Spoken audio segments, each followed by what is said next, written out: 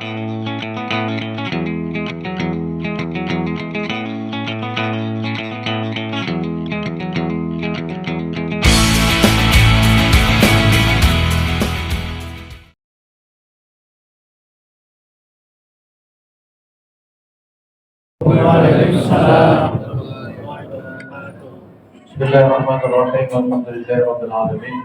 Allahumma shalli wa sallim ala nabiyyina Muhammadin wa ala alihi wa sahbihi ajma'in. Terima kasih kepada Anda Ilah yang sudah mempersilahkan saya untuk berbagi dengan Bapak Ibu sekalian. Alhamdulillah sudah berani berdiri, Pak, ya. Belum tentu Bapak-bapak berani, Pak.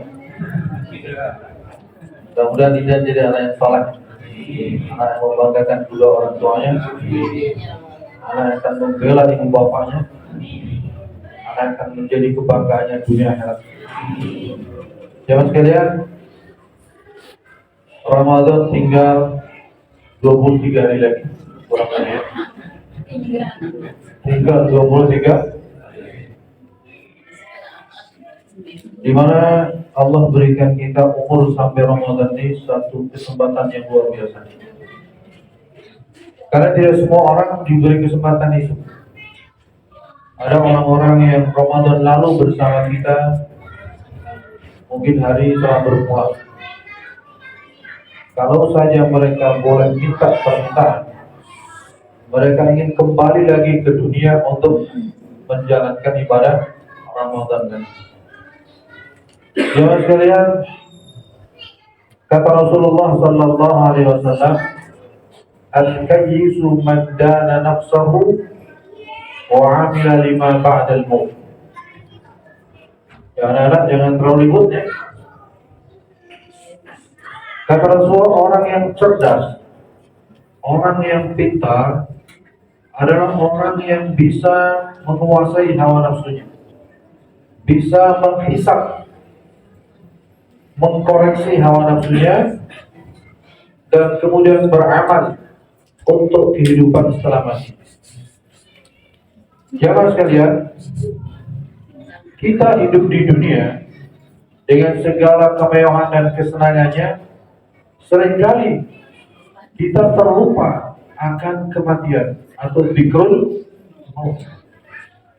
Padahal kehidupan yang hakiki, yang sesungguhnya akan kita alami, yang tidak ada batasnya, adalah akhirat. Makanya kata Allah Subhanahu wa taala, "Walal akhiratu khairul laka minal ula." Kehidupan akhirat itu lebih baik daripada kehidupan dunia. Bal tu'thiruna al-hayata dunya wal akhiratu khairun wa abqa.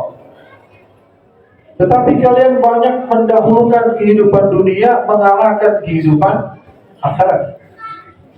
Nah, jemaah sekalian, orang-orang yang pernah mengalami satu keadaan, mungkin situasi, ya, di mana dirinya seolah-olah sudah mau habis umur, barangkali bisa mengambil pelajaran. Kesempatan yang diberikan oleh Allah itu kesempatan yang sangat berharga. Kenapa jemaah sekalian? Allah menggambarkan di dalam akhir surah Al-Munafiqun, ada orang yang sudah umurnya tinggal di kerongkongan. Dia dulu lupa sholat, lupa zakat. Ajalnya, rohnya sudah gharghar, sudah tinggal ditarik dikit lagi oleh orang Israel. Apa dia bilang? Wa yaqulu rabbi laula akhartani ila ajalin qarib fa asaddaq wa akum minas salihin. Ya Allah, tundalah sejenak ajalku ini, umurku ini, aku akan bersedekah dan aku akan menjadi orang yang saleh. Tapi ruh sudah ada di sini, nggak mungkin Israel mengembalikan lagi. Maka kan Israel nggak bisa tawar-menawar. Kalau sudah hari itu ambil, fala yu'akhirallahu nafsan idza jaa ajaluha. Tidak akan ditunda. Maka orang ini meninggal dalam penyesalan. dia ingin sedekah, dia ingin jadi orang soleh, tapi di akhir umurnya yang dia tidak punya kesempatan lagi. Maka kata Nabi sebutkan, orang yang cerdas adalah orang yang bisa mengevaluasi hawa nafsunya dan beramal untuk apa setelah kematian nanti. Nah, saya pribadi Pak, pernah mengalami satu keadaan di mana saya sudah merasa jangan-jangan lagi Zohar sudah mau datang. Ya ada satu sakit yang luar biasa yang saya memberitakan, wah ini jangan-jangan saya sudah mau wassalam di kehidupan saya. Tapi alhamdulillah malaikat Zohar kayaknya nggak tahu kemana pergi gak jadi kayaknya. Alhamdulillah. Tapi perasaan itu ada. Barangkali Bapak Ibu juga pernah mengalami seperti itu. Jemaah sekalian, untuk kita yang sudah setengah abad lebih, memang kesempatan hidup itu tidak, kalau menurut hitung-hitungan duniawi, kesempatan hidup itu tidak seluas orang-orang yang di bawah 50 tahun. Walaupun ternyata banyak juga di bawah 50 tahun diambil duluan. Namun jemaah sekalian, yang terpenting adalah bagaimana kita mempersiapkan diri untuk itu. Kenapa? Karena umur kita ini belum tentu panjang. Tidak sedikit orang yang memikirkan masa tuanya dengan mempersiapkan deposito yang banyak. Karena dia pikir umurnya akan sampai lama, ternyata umurnya tidak sampai tua. Tetapi kematian adalah sebuah kepastian. Kematian adalah sebuah kepastian. Kata ulama, al-mautu babun wa kullu nasi dakhilu. Kematian adalah sebuah pintu di mana setiap orang pasti akan masuk itu. Kita semua pasti akan memasuki pintu kematian tersebut. Dan nanti jemaah sekalian, ketika tubuh kita sudah dibawa ke liang lahat, ketika pengantar jenazah kita meninggalkan kuburan, 7 langkah tidak terdengar lagi suara kaki mereka, maka akan datang 2 malaikat, malaikat Munkar dan Nakir. Malaikat ini akan datang sesuai dengan amal kita, akan bertanya. Yang pertanyaannya itu bisa kita jawab kalau kita selama hidup di dunia familiar dengan jawaban itu. Tapi kalau kita tidak familiar, maka jangan berharap kita bisa menjawab. Pertanyaan yang pertama adalah Man Rabbuka, siapa Tuhan? Seorang yang masa hidupnya dia selalu ingat Allah, dia tepat waktu sholatnya, dia tidak pernah tinggalkan kewajiban-kewajiban, dia ingat Allah. Wa amma man khafa maqama rabbih wa nahan nafsa 'anil hawa fa innal jannata hiyal ma'wa. Maka dia akan bisa menjawab dengan mudah, Man Rabbuka. Dia akan jawab Allahu Rabbi. Karena tiap hari di dunia dia ucapkan itu, Allahu Akbar, Sami Allahu liman hamidah. Tiap hari dia zikir La ilaha illallah. Tiap bangun tidur dia ucapkan Alhamdulillahilladzi ahyana ba'dama amatana wa ilaihi nusyur. Sehingga kata-kata Allah ini sudah menjadi bagian dari lisannya. Tapi orang yang kering tidak pernah sebut nama Allah, tidak pernah sebut asma Allah, maka lidahnya akan keluh, tidak akan bisa menjawab. Pertanyaan kedua adalah wa man nabiyuka, dan siapakah nabimu? Orang yang pada waktu hidupnya dia berusaha mengikuti teladan Rasul. Apa yang dilakukan Nabi dia coba untuk lakukan sebisa dia. dia baca asma Nabi dalam salawat, dia baca salawat tiap hari. Dan kita minimal kaum muslimin setiap hari itu setidak-tidaknya kita baca salawat dalam tahiyat. Walaupun ya, seharusnya kita tidak hanya itu. Setelah kita sholat, kita baca salawat. Kemudian kita jadikan Nabi sebagai panutan kita. Kita ikuti sunnah-sunnahnya. Maka dengan mudah orang yang seperti itu bisa menjawabnya. Wa Muhammadun Nabiyyi. Tapi orang yang tidak pernah kenal sunnah, orang yang tidak pernah kenal dengan teladan Nabi, hidupnya habis untuk mencari dunia, dia akan keluh lidahnya. Tidak akan bisa menjawab. Pertanyaan berikutnya adalah wama imamuka. Apa imammu? Yakni wama kitabuka. Orang yang masa hidupnya dia buka Quran, dia baca Quran, dia pelajari Quran, dia amalkan Quran, maka Quran akan memberikan syafaat. Sebagaimana kata Nabi, Iqra'ul Quran fa innahu ya'ti yaumal qiyamati syafi'an li ashabi. Quran itu akan memberikan syafaat, akan memudahkan orang untuk menjawab. Wal Qur'anu imam. Tapi orang yang nggak pernah baca Quran di rumahnya tidak pernah dibuka. Bahkan telinganya kalau dengar Quran sepertinya pusing. Nggak pernah terdengar di rumahnya tilawah Quran. Quran menjadi barang asing dalam hidupnya. Maka bagaimana dia akan bisa menjawab pertanyaan itu? Dia tidak akan bisa menjawab.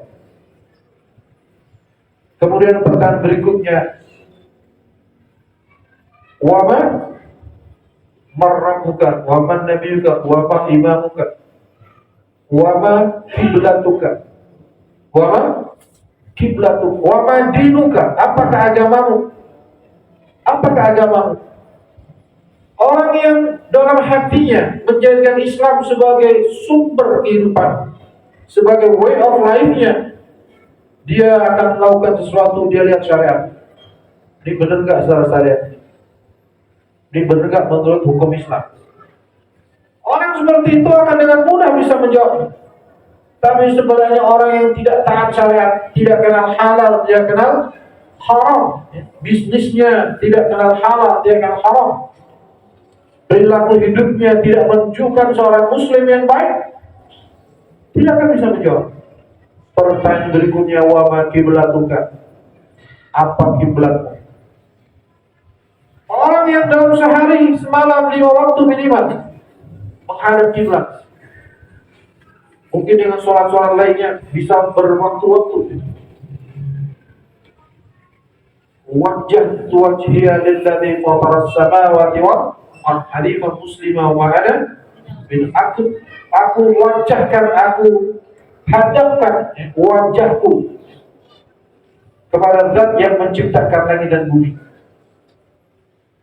Orang-orang yang setiap hari melakukan sholat dengan rajin akan ditolong menjawab wal ka'batu kiblati, karena sehari-harinya dia menghadapkan wajahnya ke kiblat. Tapi orang yang sehari-hari kiblatnya itu ke pantai-pantai, kiblatnya ke mall-mall, kiblatnya ke tempat-tempat wisata, gak pernah ke masjid, gak pernah ke Ka'bah, dia akan bisa menjawab. Dan yang terakhir, waman ikhwanuka, siapa saudara? Orang yang saling sayang menyayangi kepada sesama muslim, maka dia akan jawab wal muslimuna wal muslimatu ikhwani. Tapi orang yang membenci sama muslim, orang yang sering mencaci maki sang muslim, orang yang menyakiti sang muslim, lidahnya akan susah untuk menjawab. Maka jamaah sekalian, jadi di dunia ini sebetulnya kita sedang melatih diri kita untuk bisa menjawab pertanyaan mungkar wa nakir tadi dengan amalan kita. Tidak bisa dengan hafalan kita. Walaupun kita hafal Allahu Rabbi wa Muhammadun Nabi wal Islamu dini wal Qur'an imami wal Ka'batu qiblati wal muslimun wal muslimat ikhwan, bisa dihafalkan sampai hafal betul, tapi amalannya tidak menunjukkan itu, nggak akan bisa. Maka hidup kita ini jemaah sekalian bernasib menjawab. Kalau sampai tidak bisa menjawab jemaah sekalian, di surah Iqra, Al-Alaq, ada malaikat namanya malaikat Zabaniyah. Dia akan bertindak setelah itu. Dengan pencut apinya dia akan menyambar orang-orang yang tidak mampu menjawab. Dan setelah itu akan ada makhluk yang akan menyiksa dia sampai hari kiamat. Bisa dibayangkan Bapak sekalian, orang-orang yang dikubur ribuan tahun yang silam sampai sekarang belum datang masanya kiamat. Beribu-ribu tahun disiksa habis-habisan. Namun para nabi, para sahabat-sahabat radhiyallahu anhum ajma'in, insyaallah para sahabat mereka dalam rahmat Allah Subhanahu, para nabi dalam kemuliaan. Mereka hidup dalam kenikmatan kubur. Tapi orang-orang durjana mereka disiksa habis. Bahkan ada satu riwayat, ada satu binatang yang menggigit seperti kalajengking itu, yang menggigit orang tersebut. Kenapa kau gigit aku? Dia bilang, aku adalah amalmu. Kau dulu senang sekali dengan aku waktu di dunia. Kemaksiatan yang dia lakukan di dunia, kemungkaran yang dia jalankan di dunia, menjadi makhluk yang menyiksa dia sampai hari kiamat. Makanya mas sekalian, ini menjadi satu introspeksi buat kita semua, bahwa semua amal yang kita lakukan di dunia ini tidak akan lari kemana-mana, tapi pasti akan kembali ke kita sendiri.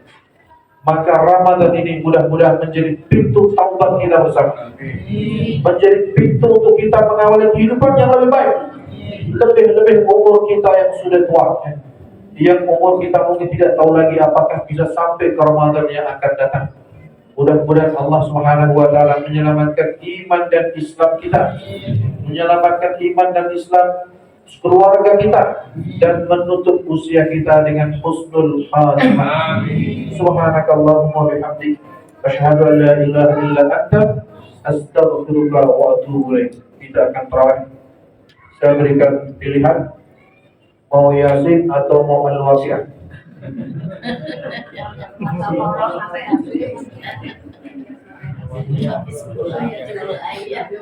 Bu, Yasin atau Waqiah? Yang paling banyak hafal apa Yasin atau Al-Waqiah? Al-Waqiah, oke. Ya, assalamualaikum warahmatullahi wabarakatuh.